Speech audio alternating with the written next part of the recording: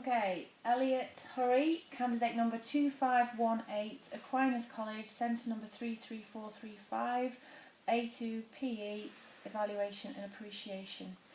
Okay, Elliot, obviously you've watched the clip. If you can talk to us about strengths and weaknesses that you've seen in terms of skills, tactics and fitness.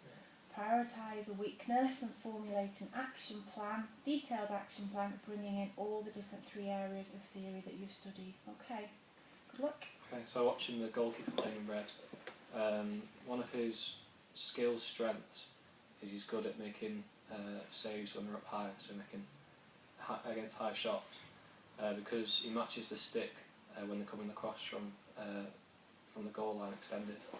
And he doesn't lower his stick and guess, he keeps it high and matches them all the way across. And lacrosse is a sport with Native American origins, and it was brought to England by a team of touring Canadians in 1856. And the national governing body, the ELA, was formed in 1997 when the 2 governing bodies for men's and women's lacrosse were combined together. Another strength for his skill is his clearing.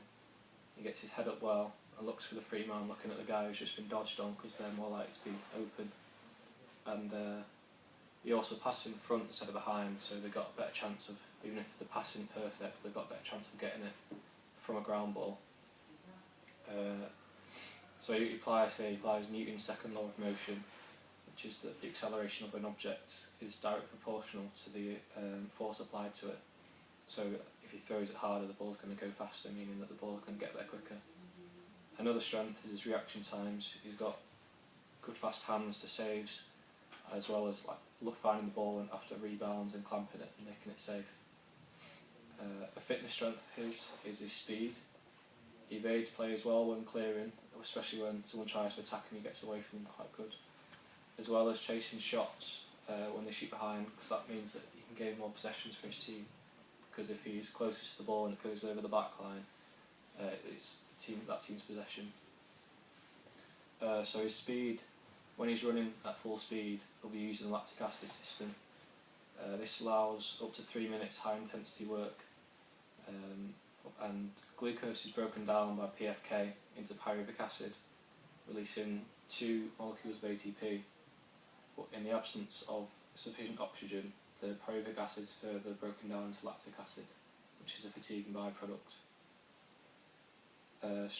Another fitness strength is his agility, which he shows he's got good agility when he's moving around the goal, especially turning from someone's feeding back from behind and then reacting to the movement and getting the ready position.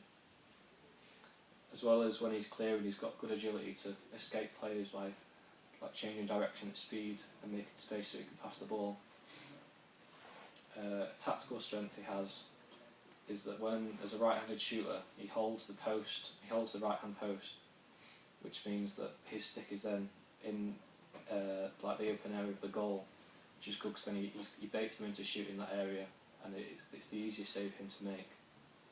This would suggest that he's on the performance stage of the sports participation pyramid, because he's got good tactical knowledge and he's starting to implement some things that gives him an edge over other players.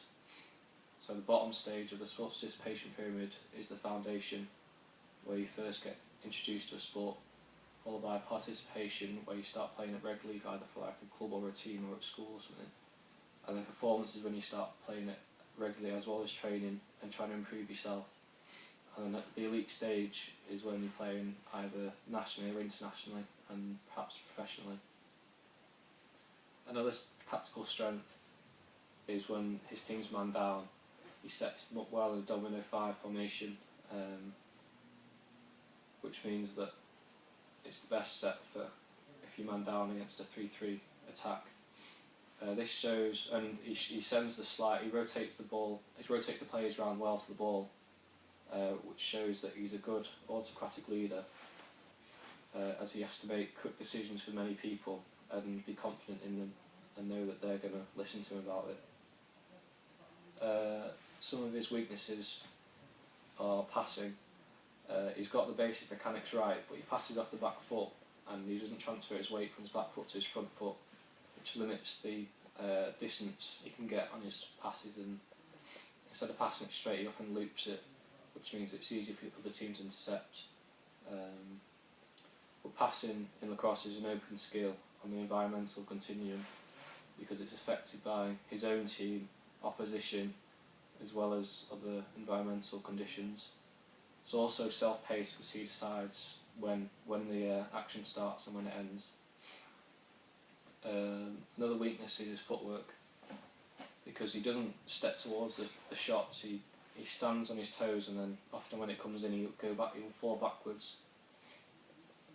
This means that there's more of a chance, especially on bounce shots, that there's going to be a bad bounce that'll go off in a direction he can't react to it. Another weakness is his rebounds. When he makes a save, often the ball will come back out, and this is because he doesn't have soft hands. He doesn't, as the ball's coming in, he doesn't step towards it, attack it, and then bring the stick back into his body, which means there's more of a chance of it coming back out. This suggests that he's got a lack of state sport confidence, which is confidence in certain situations, which could be due to bad previous experiences, e.g. an opposing player he's played against before, he's had a bad experience with them, so he's not as confident as he would be normally. You could combat this by doing mental rehearsal before performance, as it will increase the likelihood of a successful performance. A fitness weakness is his aerobic endurance. This is shown towards the ends of the game, where he'll often stand in a bad stance with his knees not bent and hands. He's trying to do all the work with his hands, and this means there's less chance of making saves, especially down low, because he's not fast enough and he's not putting enough effort to get down and attack the ball properly.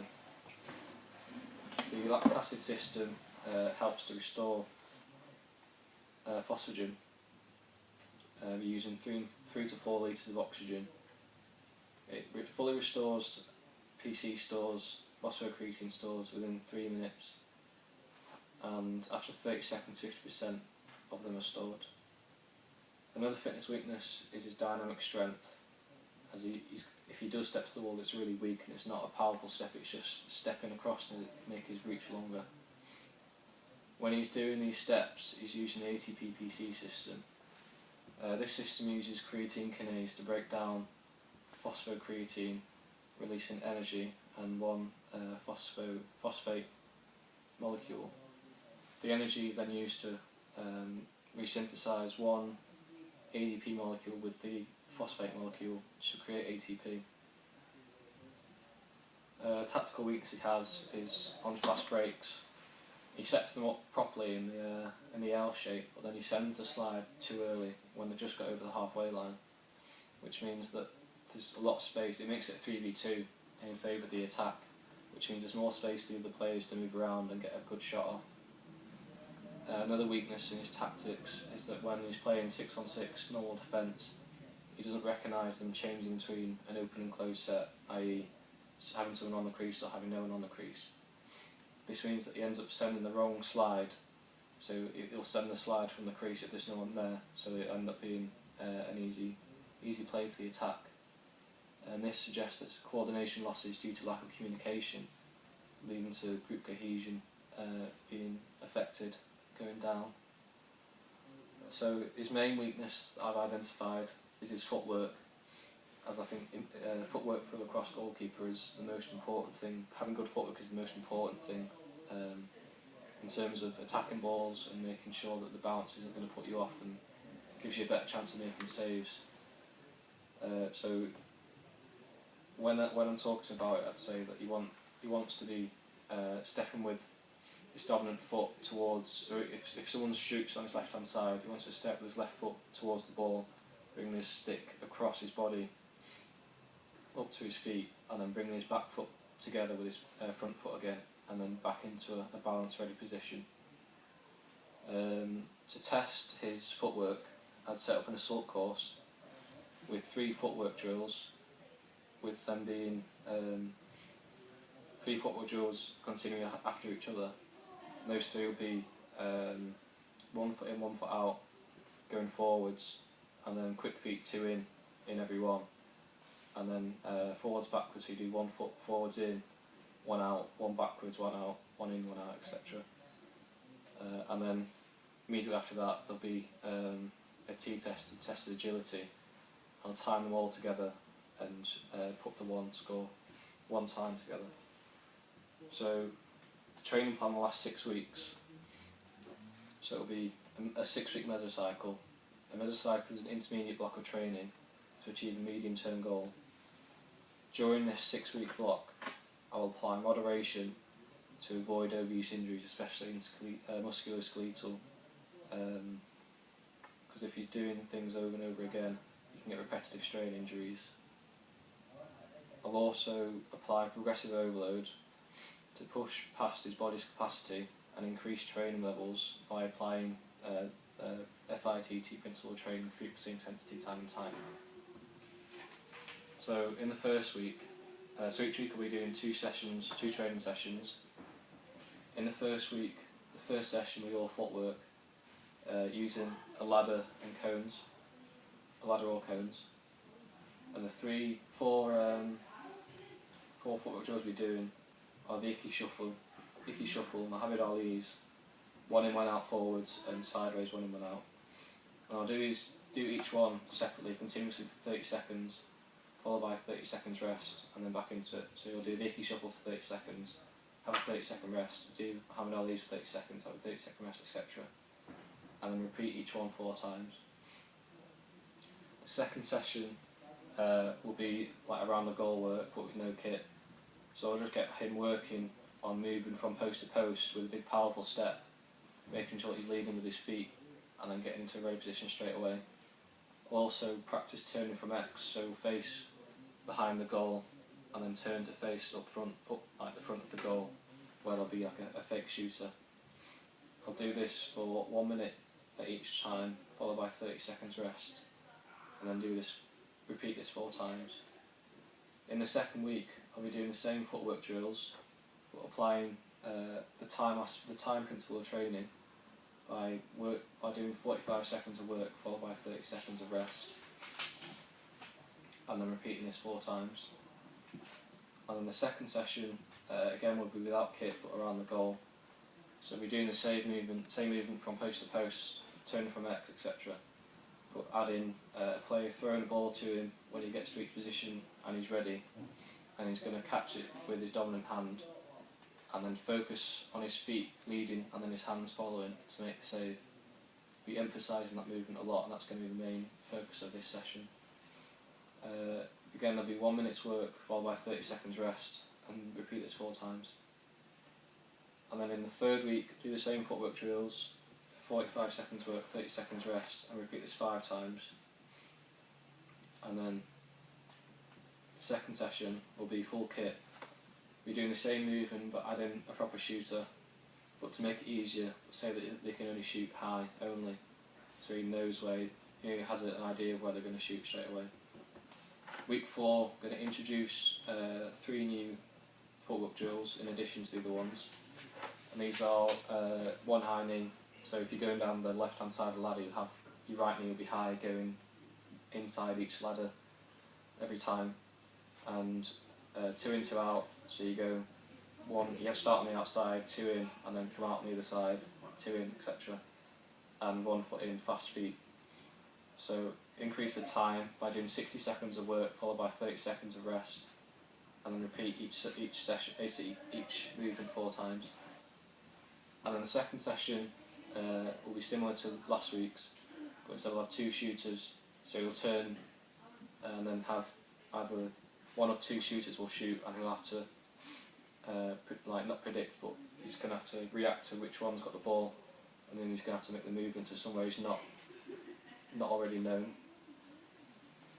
So week 5, we'll do the same footwork drills. We have 6 footwork drills going on. Do 60 seconds work, 30 seconds rest, and then repeat each one 5 times.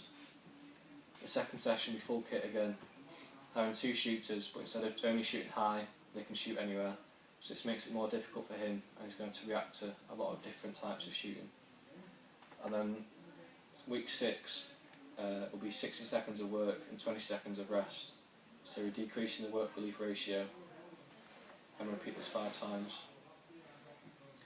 And then the second session, full kit, but we'll add another shooter, and all of them will be able to move around the goal shooting anywhere. So now we'll get a feel of what a more game-like situation, where they're not going to be shooting just from one point, but from many different ones. Then after the 6-week training programme, we'll retest the initial test, the result course, and then hopefully we'll have improved.